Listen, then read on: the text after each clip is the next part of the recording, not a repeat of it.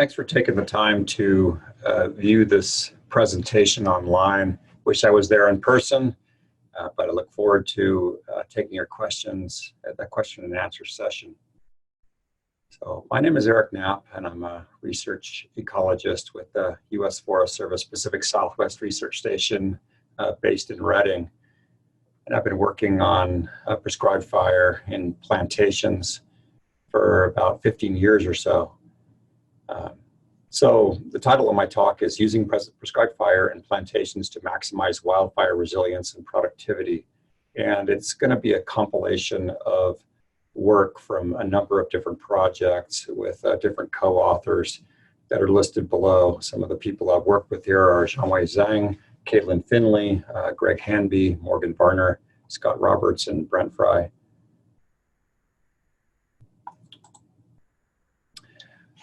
So why do we care about fuels and fire in plantations? A lot of it boils down to the trends in extent of burning in California over time.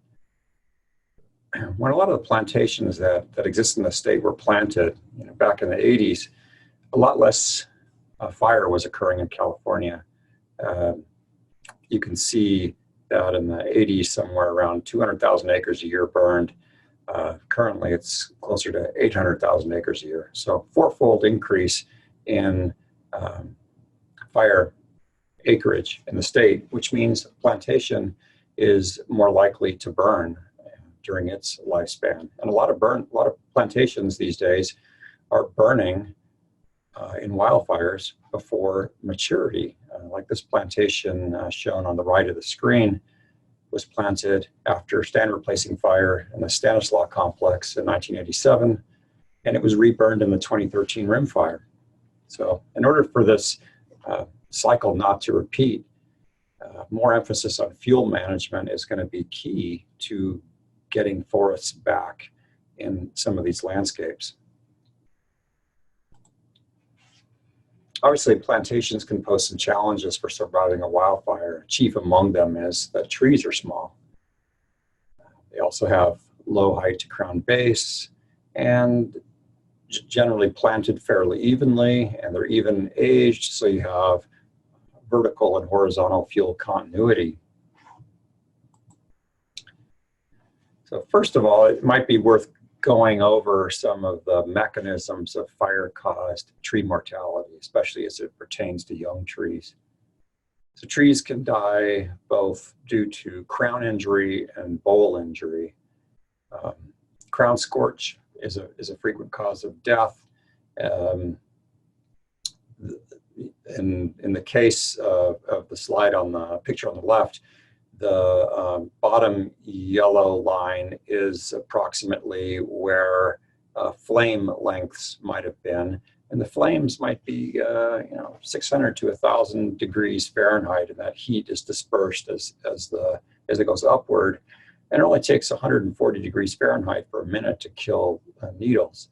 So you can see here that the flames don't have to be very tall in order to completely scorch the crown of a tree that's not very tall.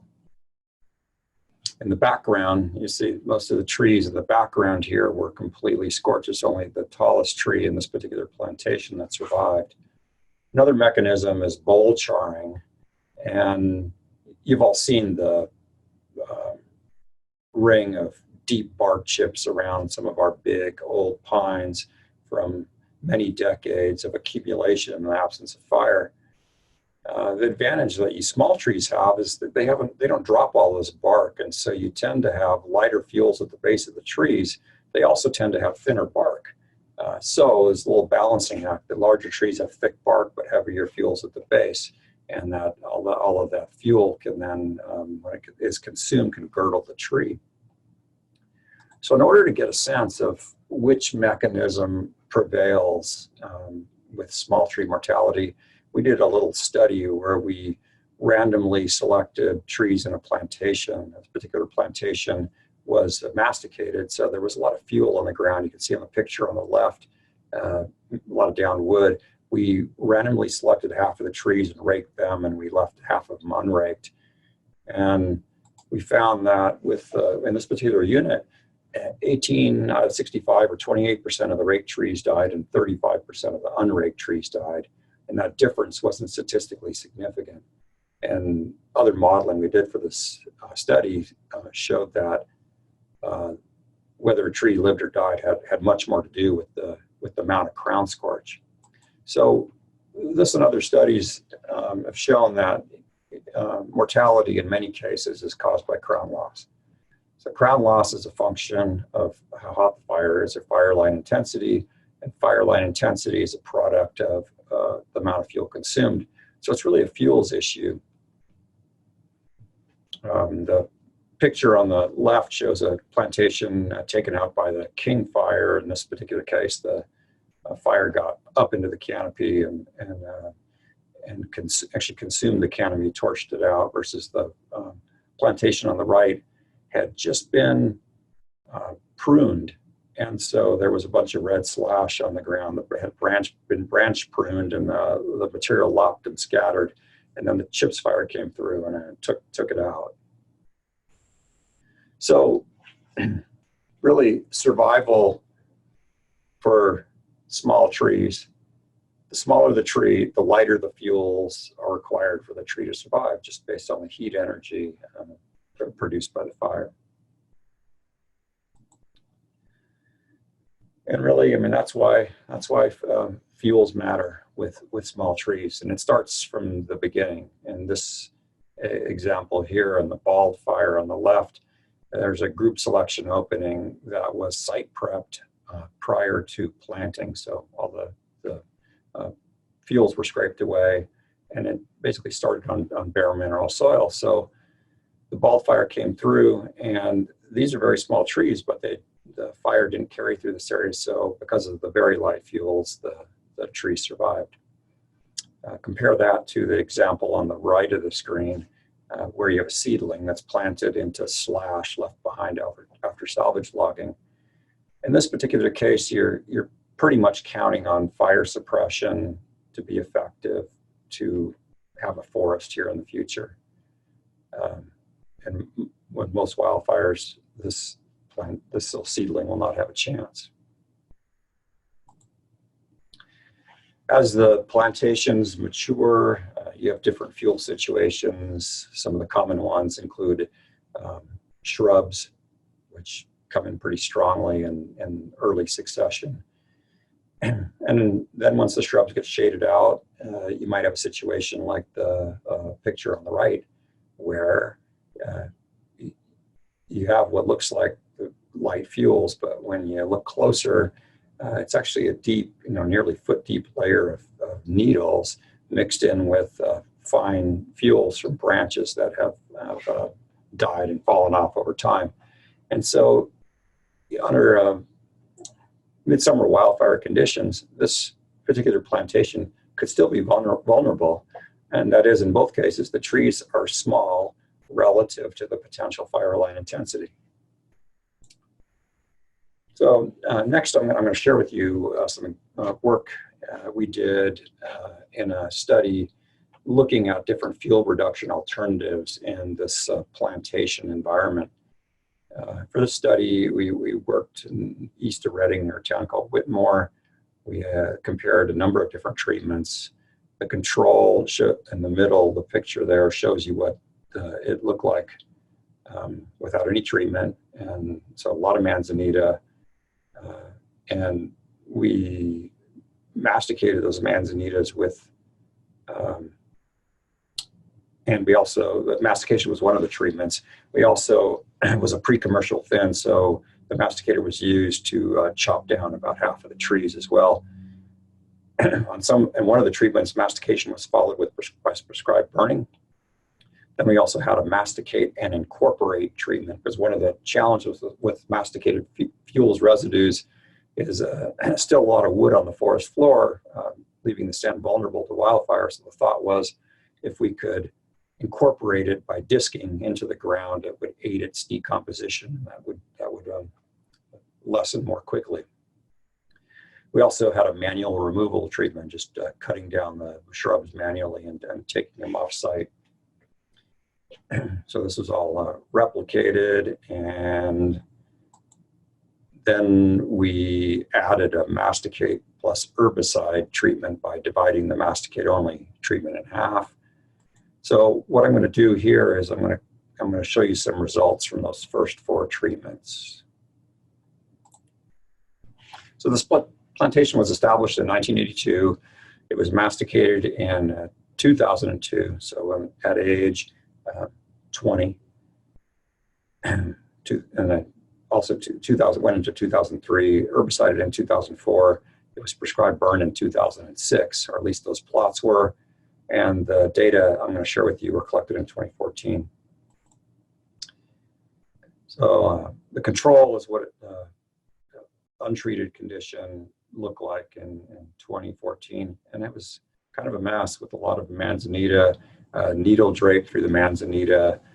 What mastication did is got rid of the manzanita, but what came back is more shrubs, in this case, poison oak.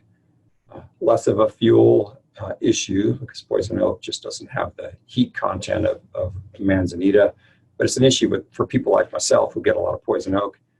It wasn't a fun place to work in. Masticated and burn treatment is on the lower left, and you can see that there was some shrubs in the left that came back in these units, but overall it looked pretty clean. The cleanest looking was the masticated herbicide treatment, where very little was growing on the forest floor. Just to give you a sense of what occurred here, here's a table showing the basal area of 2 of the more common shrubs in 2014, that being manzanita and poison oak. And any of the boxes that are lighter green are ones where the result was significantly different from the control. So the basal area, you see that with the control is really high, 64. Masticate, 3.3. Masticate and burn, less than 1. Masticate and herbicide, negligible. So all 3 of the treatments really knocked back the manzanita quite well.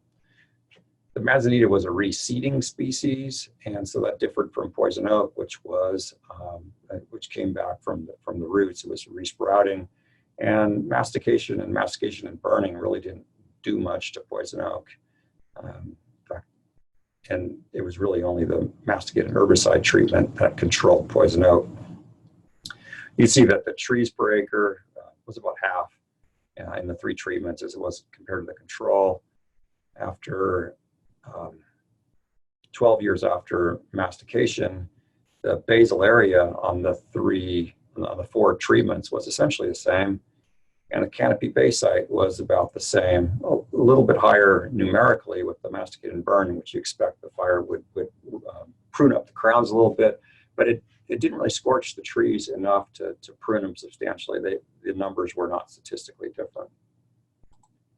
So the tree mortality with this prescribed burns was 6%, and mostly it killed the smallest trees in the stand, ones that we probably would want to thin out with another pre-commercial thin anyway. And so the results from that standpoint were quite good.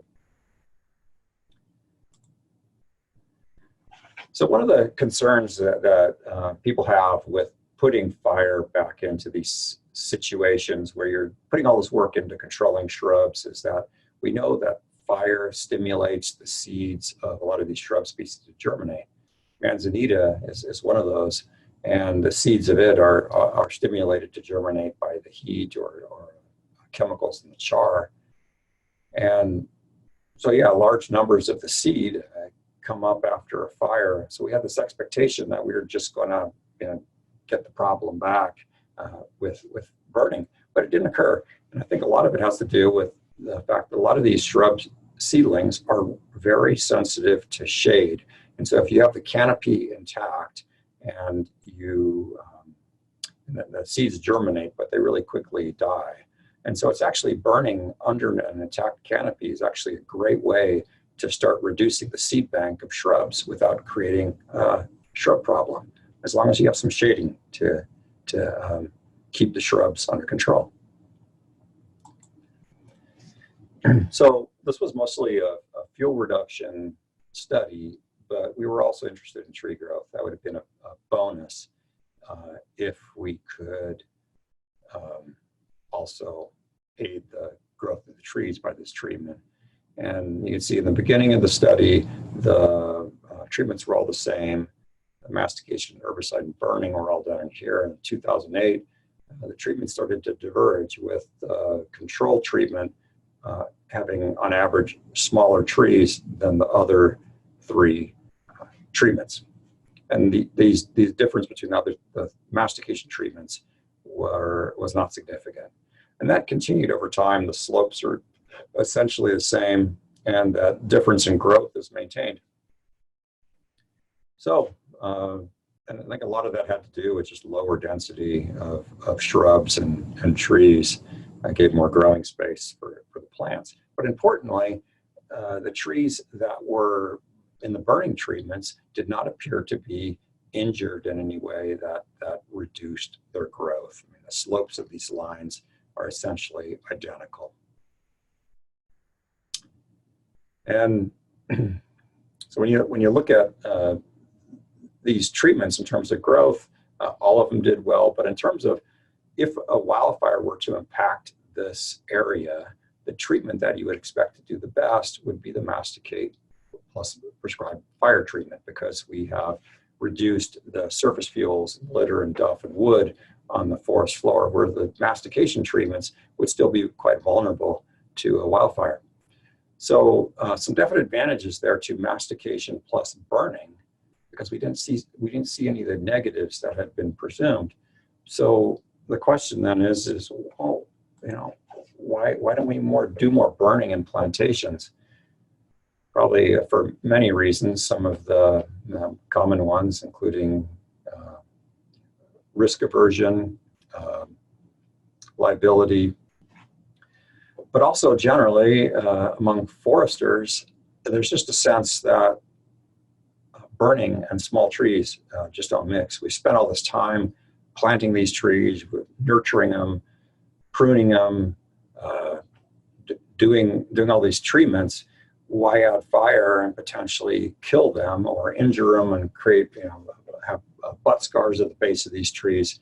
It's traditionally not been done. So there's this feeling like, well, we need low fuels in these plantations, but fire, do we burn or do we not? So recognizing that this was kind of a source of concern, we decided to do a little study piggybacking on some prescribed burning that Shasta-Trinity National Forest was doing in plantations. And what we basically did is they already had some NEPA for a number of plantations around Trinity Lake and then others on the McLeod Flats. We just went in before the burns and put in some monitoring plots and fuel transects. They did the burning, and we came back in, and we've been monitoring since. So these plantations, they varied in age, planted in the 80s to early 90s.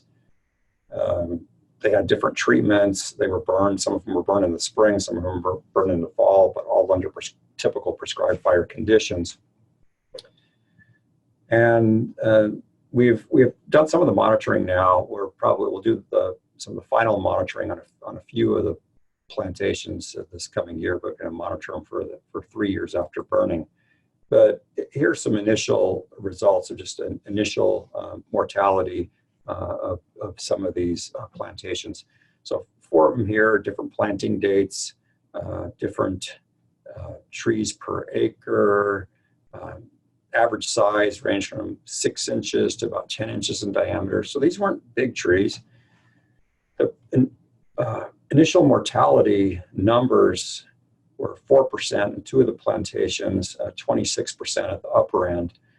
And 26% was actually within the target range for the prescription, because this particular plantation had a really high tree density. It was not pre-commercially thin. There was a lot of ingrowth,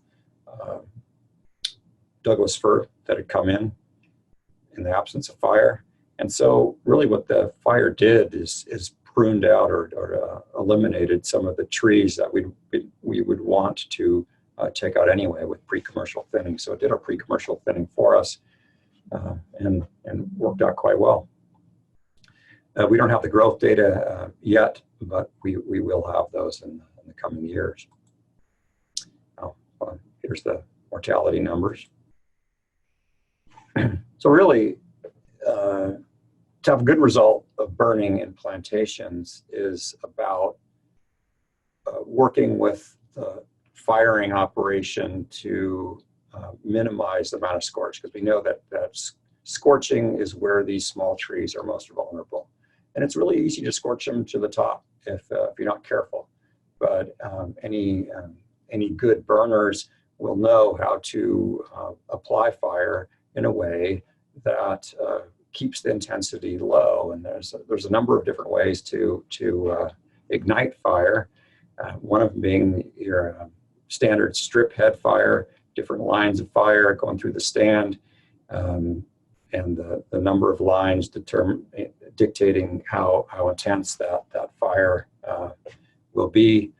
Another technique that's used sometimes is tree-centered spot firing, where you drip some fuel around the base of the tree, and that then the fire converges in between the trees, not underneath the crowns, but the highest intensity is actually here where the flames converge. So rather than the heat going straight up underneath the crowns. Another method that I learned about on one of these burns was flanking firing, which was really intriguing. Sometimes when you're working a fire through a plantation, it can be just slow going. You back a fire from the highest elevation down through the stand, and just slowly creeping through the pine needles. It can take forever. But if you have a good understanding of the expected fire behavior and the fuels, you can run a strip of fire down directly downslope, and so then it flanks going back uphill, and at least to an intensity that's in between a backing fire and a head fire. And in this case, probably produced a little more variability in the fire effects, but it got the project done much more quickly than a backing fire moving through the stand. So all of these techniques work in different situations. Another critical factor for small trees is burning when the air temperature is cool. Oftentimes helps because then it just takes more degrees to heat that air. It takes more intensity to heat that air up to that critical 140 degrees that might kill the needles. If you're burning when it's 50, you have to heat the air a lot more than if you're burning when it's 90 degrees. Also, having a little breeze going through the stand helps and blow the hot air away from underneath the crowns rather than going directly up into the crowns. That can help as well. Prescribed burning did reduce the surface fuel considerably, and here a paired photo point will show what the stands look like immediately after the fire. And the picture below with 10 tons per acre, that stand should do really well. If a wildfire came through this area, I would have high confidence that this plantation would survive just fine. So the last little project I'm going to share with you is a new one that we just published a few months ago. And this was looking at the effects of backburn on the survival of plantation. And so backburn isn't a prescribed burn, but I'm putting it in here because it has some similarities. It's a fire and done, with to control a wildfire, but it's done in a way that to minimize the intensity of that fire, so you can keep it in check. And so in this particular case, the mill fire occurred in the middle of July in 2012. Here's our plantation study, and the fire line was this purple line shown here. And so they burned out along this ridge, and they did this backburn through the plantation. So these plantations were put in by early PSW scientists in the well, not early, we've been around a long time, but I would say, I think Bill Oliver put this study in the 1970, and these were plantations that varied in density and had veg control treatments as well. So the vegetation control was all shrubs removed, half the shrubs removed, and just nothing done, or control. The tree densities ranged from 223 trees per acre to 890. And you think, wow, that's a lot of trees per acre. But this is a really poor site. And I think at that time, they planted it heavy because they assumed a lot of the trees were going to die. As it turned out, like, a lot of the trees lived, so it was super dense too.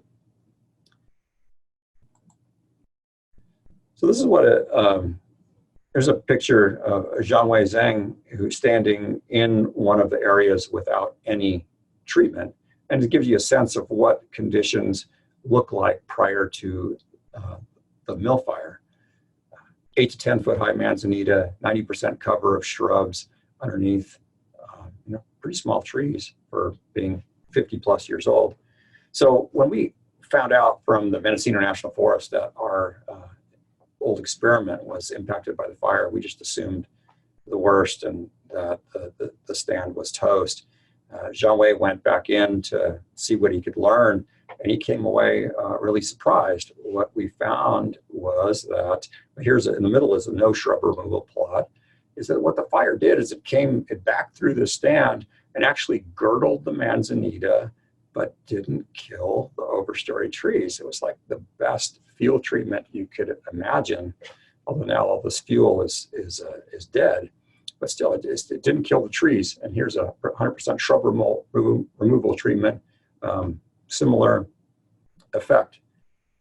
So it killed some trees. About 24% of the trees died, and the fire lowered the basal area by 14%. What was surprising is that we could find no effect of either the plantation tree density or the shrub control treatment on tree survival. It's because the fire didn't get up into the canopy. If you went back by backing it down slowly over time, we took those variables out. The fire managers took those variables out of the equation. And when we looked at the trees that survived the fire and looked at their growth over time, we could find no effect of tree fire injury on growth. So these trees are pretty resilient these young trees are pretty resilient to fire. Even though the boles are charred, they continued growing just fine. We couldn't detect a fire effect.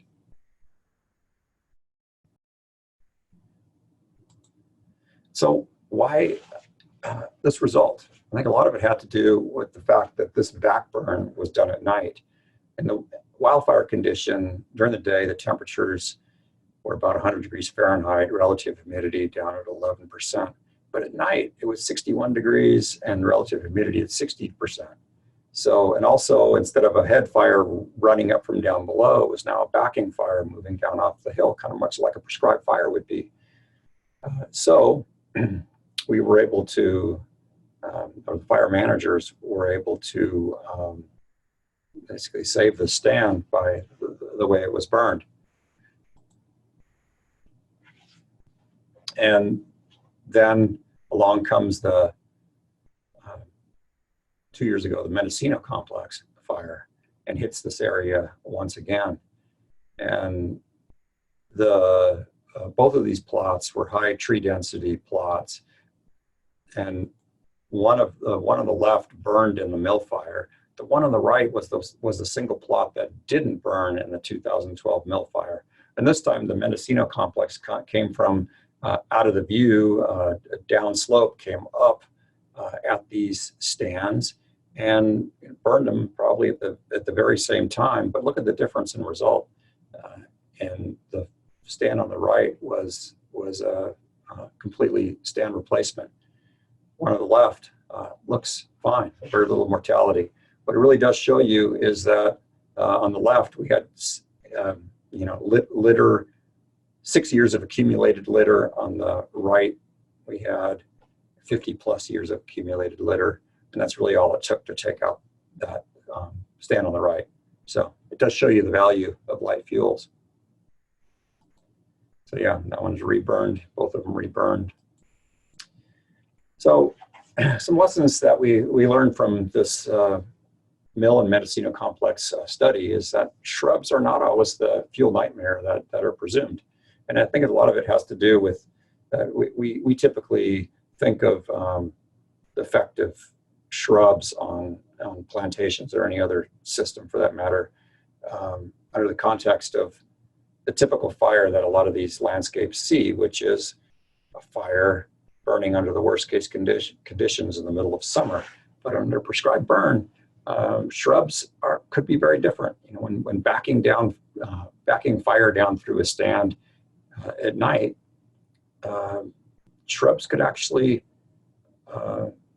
not even really participate in the fuel bed, and may actually be a heat sink rather than contributing to the problem. But what it does show is that burning in young stands, it may be possible under a broader range of conditions than we might have otherwise envisioned, for especially burning in young stands like this, including burning at night in the middle of the summer. Fire can obviously help reduce shrub competition. In this particular case, we happen to have a manzanita species that did not resprout. It was a seeding species. And so, yeah, seedlings came back up, but like in the Whitmore example, they were probably shaded out pretty quickly and died off. So it was a great shrub reduction treatment as well. And the subsequent wildfire demonstrates this role of light fuels to plantation survival, which I hope is one of the main take-home messages of my talk, is you have to have light fuels in plantations. So just some other thoughts. You know, obviously minimizing fuels at all phases of plantation development is your key. And that got from site prep on from planting to planting. And another common fuel situation we see in plantations is a lot of times they're pre-commercially thinned or pruned, and we lop and scatter that material through the stand, essentially crossing our fingers and hoping that we're not going to get a fire before that material breaks down. But other options include either pile burning that material, or better yet, if you're going to lop and scatter it, run a prescribed burn through there and get rid of it and save your plantation from the next wildfire. Managing understory shrubs is a definite concern in plantations, and the work we've done showed that all of these treatments really can be effective. Mastication, burning, herbicides, the natural shading by the tree canopy, it can all provide long duration control. Some of them more expensive than others, and some of them less used than others, but all can be effective. But in terms of providing resilience to wildfire, prescribed burning really gives you the best result, because it gets rid of your litter and down woody fuels that are the reason for the intensity of fire. And at scorch, you can control by how you apply fire and under what conditions.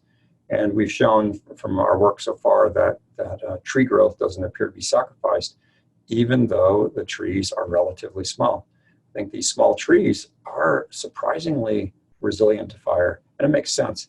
A lot of the Ponderosa pines and other conifers of this area are very well adapted to fire.